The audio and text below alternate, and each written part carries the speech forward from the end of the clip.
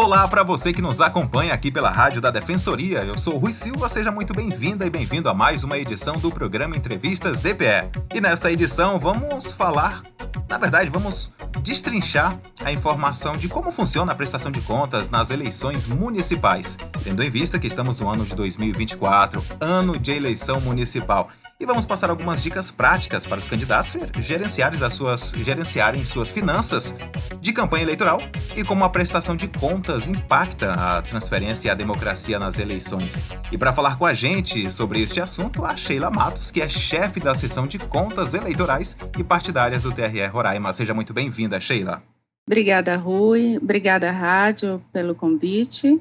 Sheila, como é a prestação de contas eleitorais e por que ela é importante? Fala pra gente. Rui, é na prestação de contas que o candidato ele vai demonstrar para a sociedade em geral e aos eleitores, ele vai transparecer, os recursos que eles receberam e como eles administraram e gastaram esses recursos nas suas campanhas eleitorais. E as principais regras e prazos para prestação de contas nas eleições municipais, ela, claro, tem um tempo, né? E neste ano?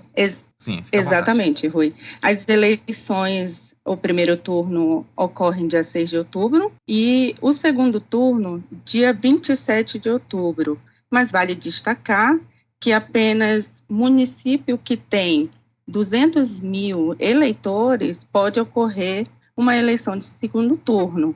No caso do estado de Roraima, apenas o município de Boa Vista possui essa quantidade de eleitores. E quanto à prestação de contas, os candidatos que participarem das eleições de primeiro turno, que em geral é a grande maioria, eles terão até o dia 5 de novembro o prazo final para eles prestarem contas das suas campanhas eleitorais. E aqueles candidatos que participarem do segundo turno, eles terão o prazo até dia 16 de novembro, prazo final, para fazer essa prestação de contas junto à Justiça Eleitoral. Quais as consequências para os candidatos ou partidos que não cumprirem essas regras, a questão do prazo, na prestação de contas, Sheila? Todos os candidatos, eles devem prestar contas junto à Justiça Eleitoral.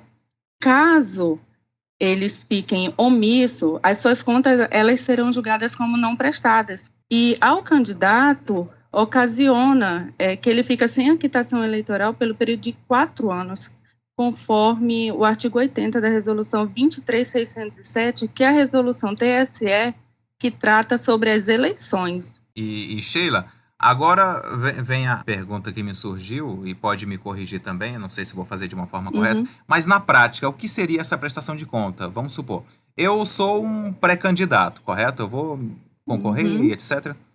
O que eu devo fazer?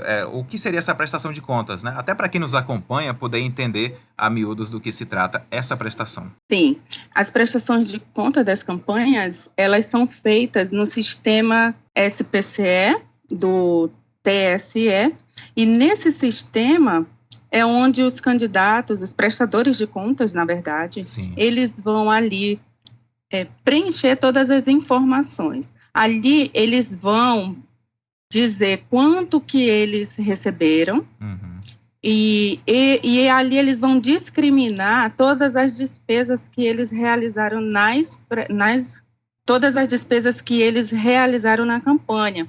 E eles vão comprovar essas despesas através de notas fiscais, através de comprovante de pagamento, através de contratos. Então, toda a documentação necessária para que comprove realmente que eles utilizaram aquele recurso. E a Justiça Eleitoral, ela tem sistemas que são, junto ao TSE, que nós conseguimos, através desse sistema, fazer a compilação desses dados. E através desses sistemas e com a prestação de contas que é enviado por eles, que a gente consegue fazer essa conferência e a gente faz a análise de aqueles recursos recebidos e aqueles recursos que eles foram realmente efetuados, os pagamentos, estão em consonância com a resolução e as leis. Ou seja, verificando a veracidade das informações, né, apresentada nas prestações de contas. Exatamente. Eu não sei se eu vou falar corretamente, e me corrija se for o caso, eu falo me corrija porque, assim como quem está nos acompanhando, eu também estou entendendo tudo a partir de agora. A questão de informar o patrimônio, questão de bens, ela entra, né, nessa questão de prestação de contas, Sheila? A questão de patrimônio, ela tem que entrar no registro de candidatura, que é Sim. anterior à prestação de contas, porque é no registro de candidatura que o candidato, que ele já foi escolhido em convenção, ele vai informar todos os dados dele junto à Justiça Eleitoral. É ali no registro de candidatura que ele vai dizer o patrimônio dele. Perfeito. Agora sim, eu entendi, eu falo eu, Rui, e assim também muita gente que nos acompanha nesse momento, né, passou a entender essa questão, porque quando o eleitor ele acessa as informações na internet, ele principalmente vê a questão de patrimônio, né, então para que ele possa entender e diferenciar uma coisa de outra, da outra, na verdade. E Sheila, Exatamente. das eleições passadas, né, das anteriores para essa de agora, teve alguma mudança ou a princípio continua o mesmo procedimento? Pode falar para gente? Em questão de prestação de contas via SPCE, continua o mesmo sistema. O que alterou são os limites de gastos que os candidatos eles vão poder utilizar dentro da sua campanha eleitoral, nas despesas. Uhum. E esses limites de gastos, eles podem ser acessados no site do TSE, na aba Eleições. Ali está todo o calendário eleitoral e toda a programação das campanhas e arrecadação de recursos durante as eleições de 2024. Excelente resposta, Sheila. Agora, para encerrar o nosso bate-papo, eu gostaria que fizesse um convite, né, até para o eleitor consciente sempre ficar atento à questão de informações, tendo em vista que o voto dele é secreto e ele tem o poder da mudança, o poder do voto, né, dele, ser um cidadão consciente. Faz o convite para que ele fique atento a todas as informações em relação ao seu candidato, independente de quem seja. Isso mesmo, Rui.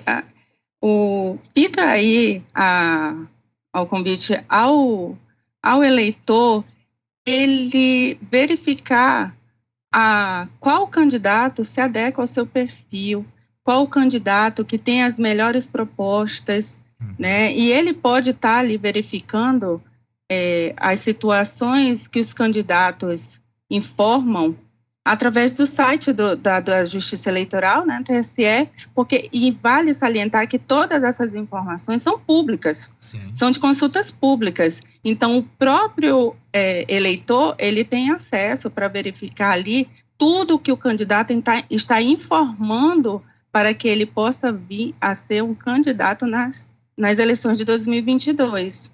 Sheila, se ficou alguma coisa que a gente não comentou e queira acrescentar, esse é o momento. E eu já também agradeço a disponibilidade, né? Sheila Matos, que é chefe da seção de contas eleitorais e partidárias do TRE Roraima. Eu te agradeço em nome da Rádio da Defensoria e digo que as portas da rádio estão abertas, né? Sempre que tiver alguma informação, alguma pauta de interesse público, pode contar com a gente, Sheila.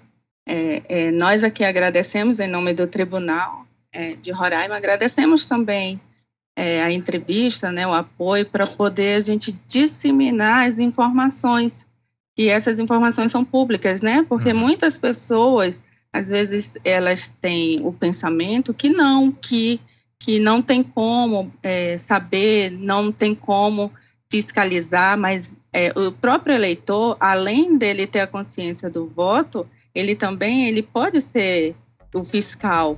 Obrigado, Sheila. Eu que agradeço. E para saber mais sobre seus direitos, justiça e cidadania, acesse os canais de comunicação da Defensoria Pública Roraima. Eu sou o Rui Silva e até a nossa próxima edição do programa Entrevistas DPE.